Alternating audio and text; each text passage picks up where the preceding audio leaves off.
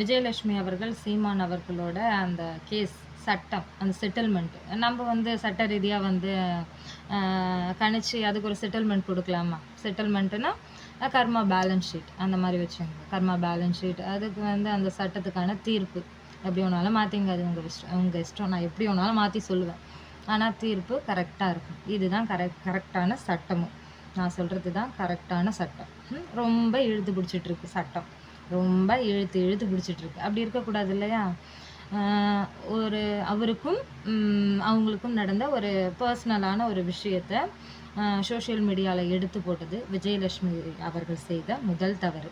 அதுக்கு வந்து சீமான் அவர்களுக்கு அவங்க 1 லட்சம் கொடுக்கணும். மாசானா 1 லட்சம் கொடுக்கணும். ஏன்னா அவங்க 2 பேருக்கும் தனிப்பட்ட முறையில் நடந்த ஒரு விஷயத்த அவங்க 2 பேருக்குள்ள தான் சண்டை நடக்கணும். அதை சோஷியல் மீடியாவில் எடுத்து போட்டு சுற்றி இருக்க குழந்தைங்க பாதிக்கப்பட்டு, வயசு பசங்க பாதிக்கப்பட்டு, வயசு பசங்கள்லாம் கமெண்ட் பண்ண இதெல்லாம் சாதாரண ஒரு விஷயம்னு எடுக்கும் பொழுது தான் எல்லாமே சாதாரணமாக தெரியும்.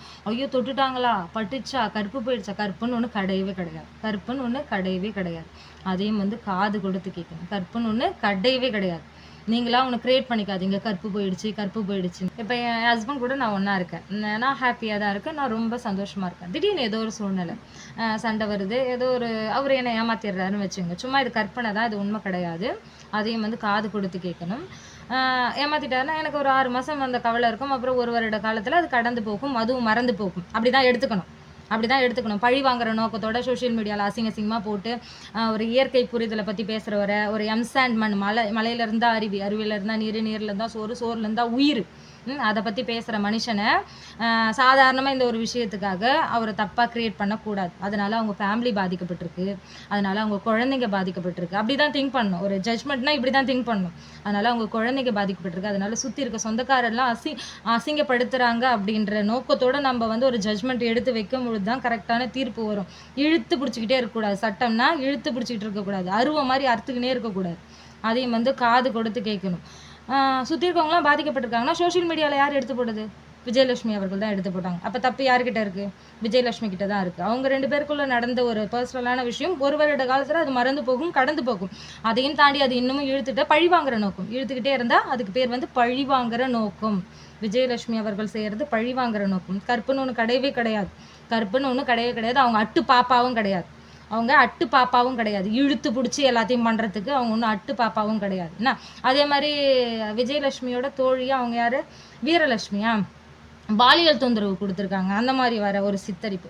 ஐயோ அம்மா என்னை காப்பாற்றுங்க, எனக்கு விட்டுருங்க, எனக்கு விருப்பம் இல்லை அப்படின்னு சொல்லி கத்தி அழுதுந்தா அதுக்கு பேர் பாலியல் தொந்தரவு.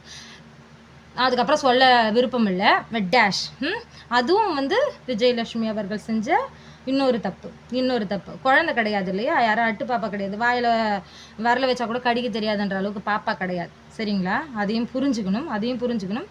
இயற்கை புரிதலோடு இருக்கிற மனுஷனை அசிங்கப்படுத்தக்கூடாது. அவங்க ஃபேமிலி நல்லா இருக்கணும். அவங்க குழந்தைங்க நல்லா இருக்கணும். ஒரு நல்ல உண்மையான ஒரு நல்ல பெண்ணாக இருந்தால், நல்ல காதலியாக இருந்தால் நீ என்ன பண்ணியிருக்கணும்? அவங்க ஃபேமிலி நல்லா இருக்கணும். அவங்க குழந்தை நல்லா இருக்கணும். நம்ம வந்து சோஷியல் மீடியாவில் போட்டு அந்த ஃபேமிலியை அசிங்கப்படுத்தக்கூடாது அப்படின்ற ஒரு நல்ல எண்ணம் தானே வரணும். அதை விட்டுட்டு அந்த வீடியோவை போட்டு 10 தடவை ஒரு அசிங்கமாக திட்டி அவர் அரசியல் வாழ்க்கையை தும்சம் பண்ணணும்னு நினைக்கிறது வந்து நல்ல நோக்கமாக? எதிர்மறையான எண்ணம், கேவலமான எண்ணம். அது வந்து எப்படி பார்க்கும்போது எப்படி தெரியுமா தெரியுது? நல்லா இல்லை. அப்படி மட்டும் தயவு செஞ்சு இருக்காது. எல்லா கஷ்டத்துக்கும் முன்னாடி வந்து நிற்கிறார்.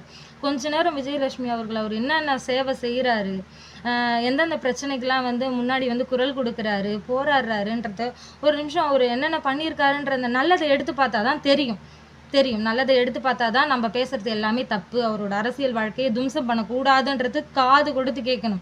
இயற்கை நல்லா இருக்கணும், அடுத்த தலைமுறை நல்லா இருக்கணும், அடுத்த தலைமுறை நோய் இல்லாமல் வாழணும், நல்ல உணவுகளை குழந்தைங்களுக்கு சாப்பிட்றதுக்கு கொடுக்கணுன்ற நோக்கத்தோட சொல்கிற அந்த மனுஷனை விஜயலட்சுமி என்கின்ற அந்த ஒரு பெண்மணி அட்டு பாப்பா கிடையாது இல்லையா? எதுவுமே தெரியாமல் நடக்காது. தெரிஞ்சு தானே நடந்தது. அப்போ தப்பு 2 பேர் மேலே இல்லை, விஜயலட்சுமி மேலே தான் இருக்குது. எதுவும் கடந்து போகும், மறந்து போகும்ட்டு சாதாரணமாக நோக்கத்தோட சாதாரணமாக எடுத்து தான் அந்த பிரச்சனை 1 வருஷத்துலேயே முடிஞ்சிருக்கும். இன்ன வரைக்கும் இழுத்து அடிக்குதுன்னா அது பழி வாங்குற நோக்கம். பழி வாங்குது, வந்து திட்டி கிடக்குது, பழி வாங்குது. அப்படி யாரையும் பழி வாங்கவும் கூடாது. எல்லாத்துக்கும் ஒரு செட்டில்மெண்ட் இருக்கும் இல்லையா? நான் கர்மா, விஜயலட்சுமிக்கு நான் கர்மா. அந்த மாதிரி இயற்கை புரிதலோடு இருக்கிற மனுஷனை அசிங்கப்படுத்தக்கூடாது. அவங்க மனைவி பாதிக்கப்படுறாங்க, அந்த குழந்தைங்க பாதிக்கப்படுது. மன ரீதியாக வந்து நல்ல காதலியாக இருந்தால் இப்படி தான் யோசிக்கணும். என்னோட கணவனே மேபி என்னோட கணவனே அது மாதிரி விட்டு போகிற ஒரு சூழ்நிலை வருது.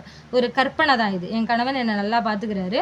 ஒரு கற்பனை தான். அந்த மாதிரி இருந்தால் நானும் கடந்து போவேன், மறந்து போவேன். சரியா? அதுதான் சாதாரணம். பசங்களுக்கும் சொல்கிறேன், இந்த கருப்புன்னு ஒன்று தூக்கிட்டு தெரியாதுங்க. நல்ல பொண்ணா அழகை பார்க்கக்கூடாது. ஒரு பொண்ணுக்கிட்ட வந்து அழகை பார்க்கக்கூடாது, நல்ல குணத்தை தான் பார்க்கணும். மனம் நல்லா இருக்கா, நல்ல குணம் இருக்கா, எந்த கஷ்டமாக இருந்தாலும் தாங்குமா, எந்த கஷ்டமாக இருந்தாலும் தாங்குமா, நமக்குன்னு வந்து குரல் கொடுக்குமா, நமக்குன்னு வந்து கை கொடுக்குமா, எதனா ஒரு பிரச்சனைனா